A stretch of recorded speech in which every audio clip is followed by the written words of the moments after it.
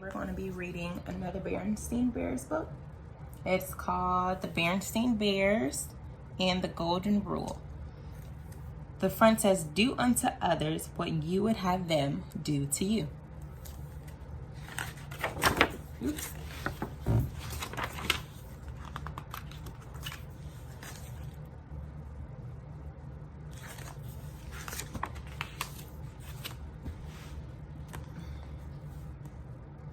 When Sister Bear received a beautiful golden locket for her birthday, she was surprised and pleased. It was shaped like a heart and it had her name on it. "Happy birthday, dear," said Mama and Papa Bear, giving her a big hug.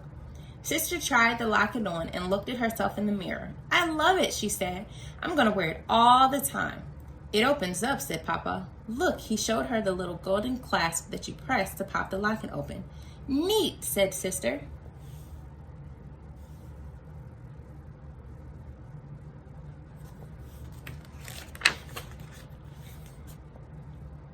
She looked inside, expecting to find a little picture or a mirror or something, but all that she could see inside the locket were a few simple words: "Do to others what you would have them do to you."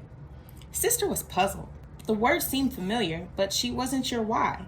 "What's this?" she asked. "It's the Golden Rule," explained Mama. "What's that?" she wondered. Mama's eyes widened.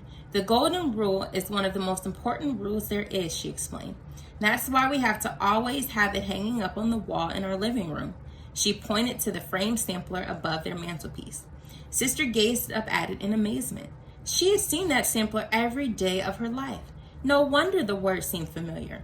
"Oh," she said, a little embarrassed. "I never really thought about what it said before. What does it mean?"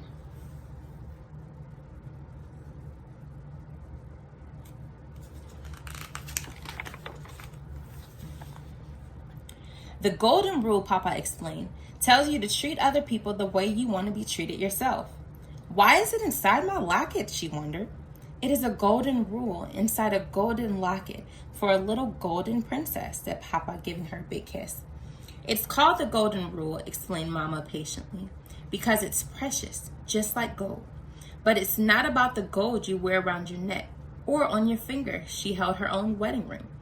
"It's about the golden treasure we keep inside of our own hearts. Like a locket, it's meant to remind you of that." She thought it over. She didn't really get it, but that was okay. She loved the new locket anyway.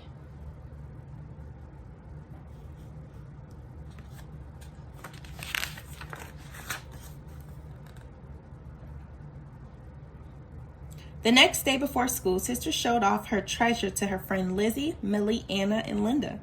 They oohed and ahed over it in a very satisfying way. "What's all the fuss about?" asked a voice. It was Queenie McBear and her gang. Queenie was older than Sister and a little snooty. When Queenie first came to the neighborhood, she and Sister did not get along at all. Queenie made fun of her and got Sister's friends to join in. That was Sister's first experience with an in crowd, a group that makes itself feel big by making others feel small.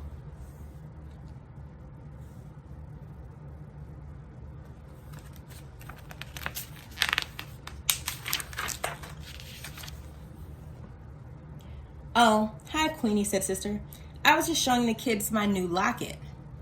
Over the years, Sister learned to get along with Queenie, but they were never the best of friends. "Let's see," said Queenie. She looked at the locket over. She was not impressed. She herself wore big hoop earrings and lots of beads and chains. "Cute," was all she said as she walked away with her friends.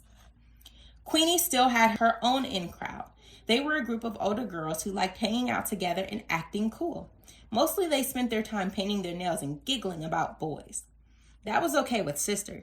She had her own group of friends to hang out with, but it never occurred to her that this might be any kind of problem until the new girl came to school.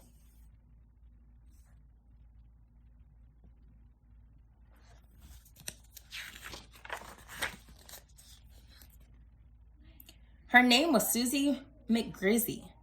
It seemed like a funny sort of name. For one thing, it had a lot of Z's in it. The new girl herself seemed a little funny too.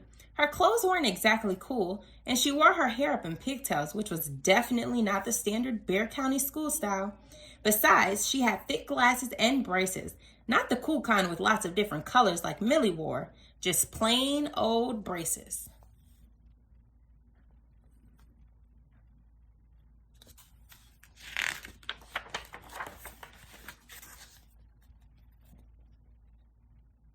On her first day, of course, the new girl didn't know anyone at all. At recess, her sister noticed her standing off by herself in a corner of the playground.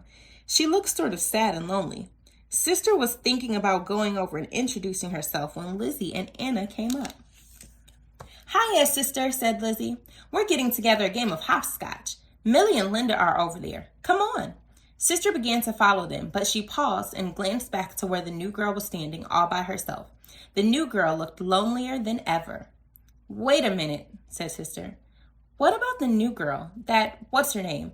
The one over there. Maybe we should invite her to join in. She looks pretty lost and lonely."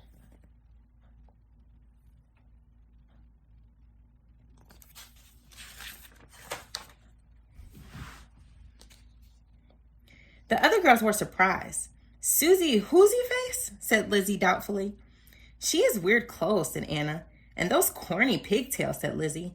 "Not to mention those clunky glasses and braces," added Anna.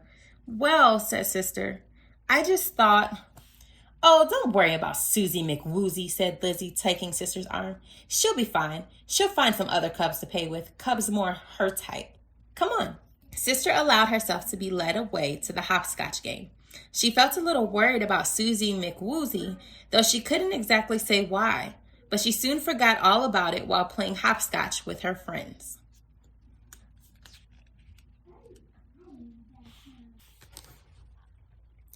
Later, when school let out, Sister got in line for her school bus. She noticed that the new girl was standing right in front of her. She was going to say hi, but then Lizzie came up behind her and they started to talk. They went on talking as they got on the bus. Susie McGrizzy sat right behind them. Sister and Lizzie went right on talking together. Sister played with her new locket as she talked, twirling it around and around in the air.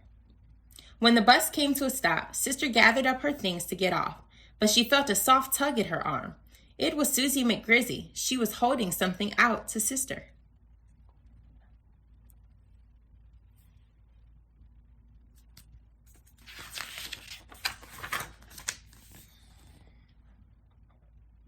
Sister climbed off the bus and watched as it pulled away. She could see Susie looking back at her from the window. Sister hung her locket back around her neck. What if Susie hadn't noticed her drop it? It might have been gone for good. Mama was waiting for Sister as she climbed to front steps. "How was school today, dear?" asked Mama. "Oh, okay, I guess," sighed Sister, dumping her school bag on the armchair in the living room. She glanced up at the framed sampler of the golden rule over the mantel. Somehow, the golden locket hanging around her neck felt heavier than before.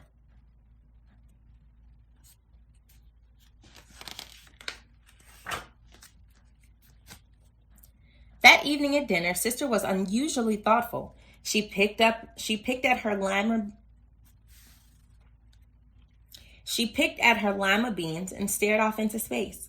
"A penny for your thoughts," said Papa as he fed Honey Bear. "Huh?" said Sister, looking up. "Oh, I was just thinking about that golden rule inside my locket," she explained. "I don't really get it. What's it supposed to mean?" "Well," began Mama, "let me give you an example. Do you remember that trouble you had when Queenie first moved to town?" Sister perked up and paid attention. She remembered that all too well. "Do you remember how Queenie started an in crowd but kept you out and made fun of your clothes and your hair bow?" Mama asked. "Do you remember how badly you felt?" Boy, did she ever. Sister started to feel hurt just thinking about it. Her lower lip began to quiver and a tear came to her eye. "All the golden rule is saying," Papa continued, "is that you shouldn't turn around and do the same sort of thing to someone else." He paused to scrape some mashed potatoes off Honey's chin. "You should always treat other people the way you would like to be treated yourself."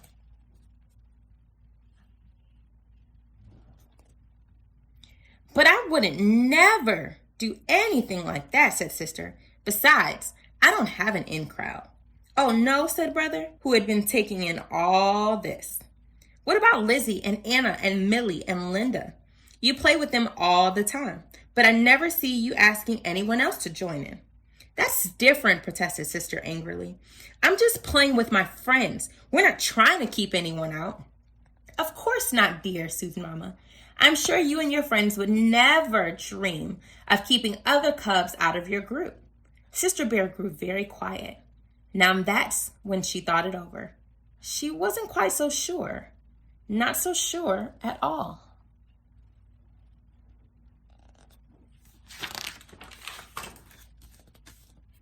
The next day at recess, as soon as Sister came outside, she looked around the playground for Susie McGrizzy.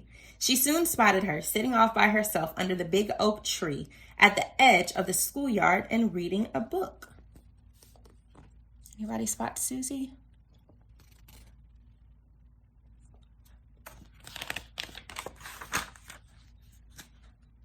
Sister marched right up to her. Hello, Susie, she said brightly. Susie looked up in surprise. Hello, she said shyly.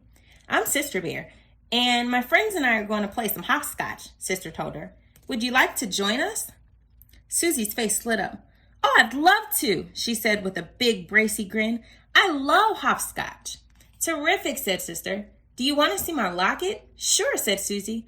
Okay, said Sister. Come on, I'll show it to you. Over there. Sister took off and Susie chased her, laughing across the playground to the hopscotch square where Lizzie, Millie, Anna, and Linda were waiting.